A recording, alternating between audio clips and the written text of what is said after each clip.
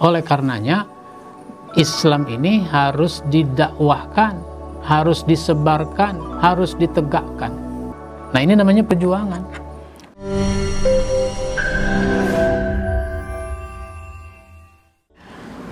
Assalamualaikum warahmatullahi wabarakatuh.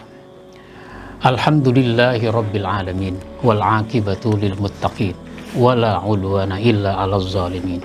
Asyhadu an la ilaha illallah wahdahu la syarikalah, wa asyhadu anna Muhammadan abduhu wa rasuluh, la nabiyya ba'da, amma ba'd. Saudaraku kaum muslimin, para pemirsa di mana saja Anda berada, kalau kita diperintah untuk istiqomah, lalu dalam hal apa kita harus istiqomah? Apa saja bentuk-bentuk istiqomah yang harus kita wujudkan? Nah, di dalam buku yang sudah saya tulis, Be Excellent, menjadi pribadi yang terpuji, di sini disebutkan ada 3 bentuk istiqomah yang harus kita wujudkan. Yang pertama adalah istiqomah dalam akidah. Kita punya akidah, kita punya iman, kita punya tauhid, maka kita harus pegang teguh nilai-nilai akidah. Jangan ragu. Orang punya keyakinan mereka salah.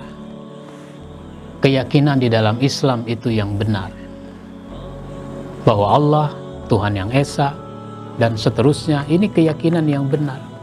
Maka kita jangan ragu sedikit pun akan keyakinan kita, akan akidah kita. Dan keyakinan akidah orang-orang non-muslim adalah keyakinan yang salah dalam versi kita.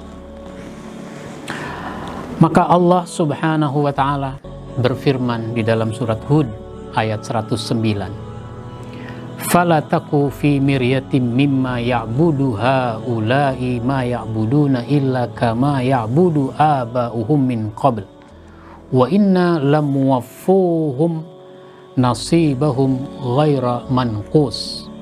Maka janganlah engkau ragu tentang apa yang mereka sembah.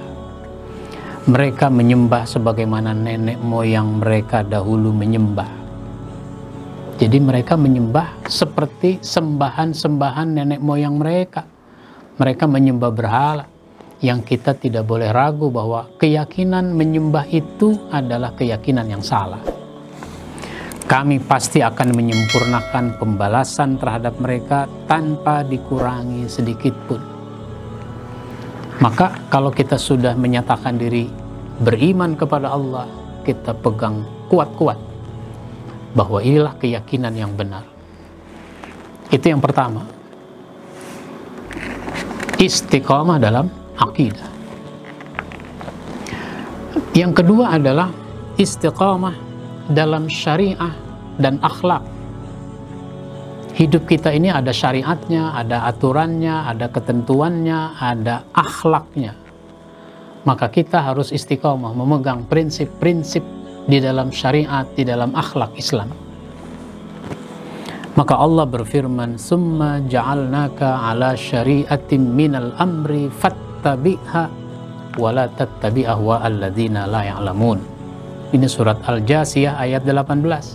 Kemudian kami jadikan kamu berada di atas suatu syariat. Ikuti syariat itu. Jangan kamu ikuti hawa nafsu orang yang tidak ngerti kepada syariat. Manusia mau jungkir balik, mengubah nilai-nilai, itu urusan mereka. Kita tetap yakin dan kita pegang teguh syariat di dalam Islam. Boleh ya boleh, tidak ya tidak. Baik ya baik, buruk ya buruk. Orang sudah anggap yang buruk jadi baik, yang baik jadi buruk, itu urusan orang-orang. Kita tetap tidak. Inilah prinsip. Misalnya, ada orang menganggap boleh saja hubungan seksual laki-laki dengan laki-laki, perempuan dengan perempuan, bahkan dilegalkan. Ada negara-negara yang sudah melegalkan pernikahan laki-laki dengan laki-laki, perempuan dengan perempuan. Oh, di dalam syariat Islam tidak mungkin itu. Begitu. Jadi orang harus berpegang teguh kepada syariat, itu tidak dibenarkan. Terus, banyak orang sudah menganggap boleh saja menikah dengan siapa saja. Yang muslim boleh menikah dengan non-muslim, non-muslim boleh menikah dengan yang muslim. Oh tidak. Kita berpegang teguh kepada syariat, kepada akhlak, bahwa itu tidak dibenarkan. Begitulah seterusnya. Maka kita harus paham tentang syariat, tentang akhlak, agar kita bisa berpegang teguh kepada syariat dan akhlak di dalam Islam. Maka Rasulullah SAW menyampaikan firman Allah, yaitu pada surat Al-An'am ayat 153, summa, yaitu wa anna hadza sirati mustaqima, inilah jalanku yang lurus. Islam dengan syariatnya, inilah jalanku yang lurus. Fattabiha, ikuti jalan yang lurus itu, ikuti syariat Islam itu. Wala tattabi ahwa alladzina la ya'lamun, dan kamu jangan ikuti hawa nafsu orang yang tidak mengerti. Summa ja'alnaka ala syariati minal amri, itu yang Al-Jasiyah ayat 18. Kalau surat Al-An'am ayat 153, wa anna hadza sirati mustaqima fattabi'uhu wa la tattabi'us subula fatafarraqu an sabilihi dzalikum wasaqum bihi la'allakum tattaqun. Inilah jalanku yang lurus, ikuti jalan yang lurus itu, jangan kamu ikuti jalan-jalan yang lain. Itu ketika menjelaskan ayat ini, Rasulullah itu mengambil sebatang kayu, lalu dia membuat garis, wa anna hadza sirati mustaqima, ikuti jalan yang lurus ini.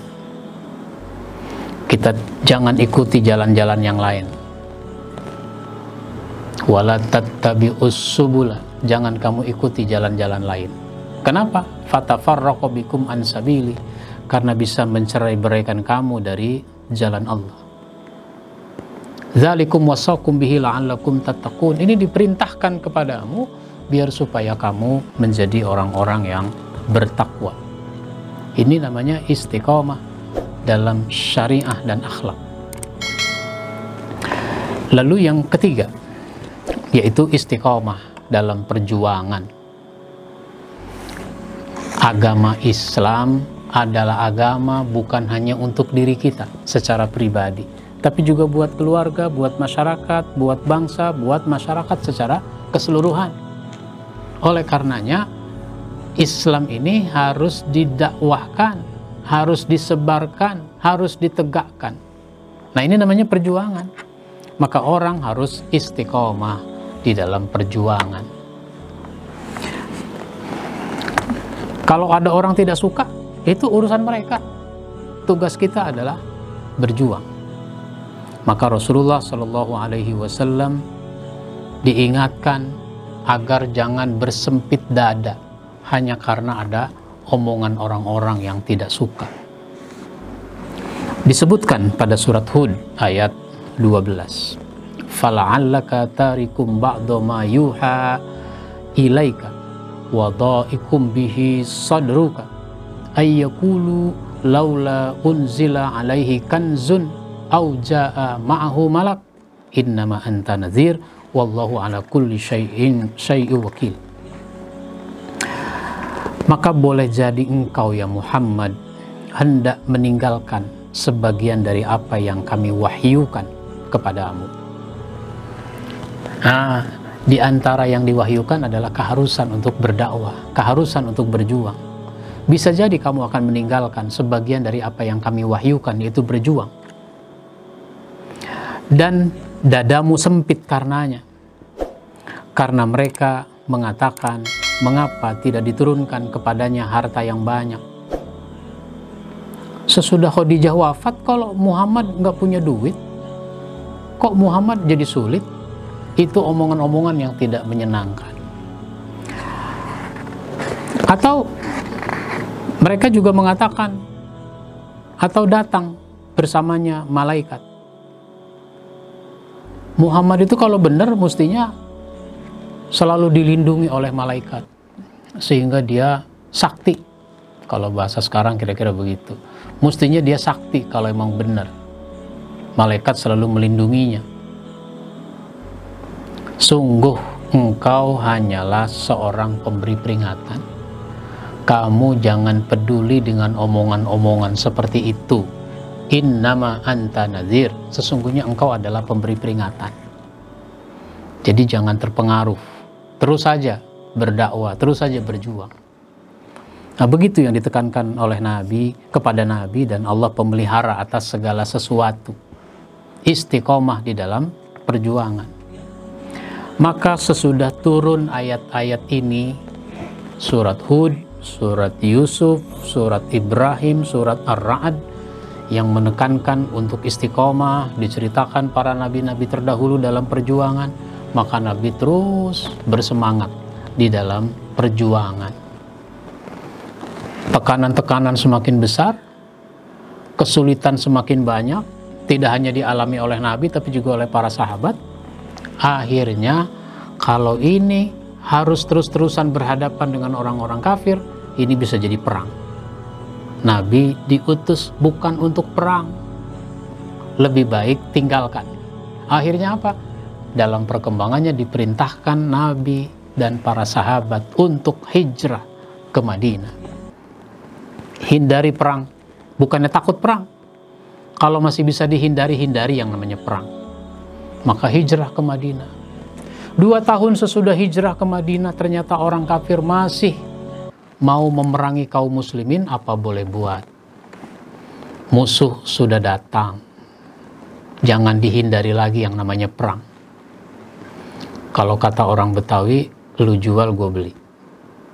Apa boleh buat? Nah, akhirnya terjadilah perang, yaitu perang Badar.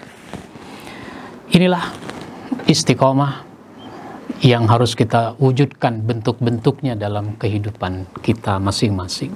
Wassalamualaikum warahmatullahi wabarakatuh.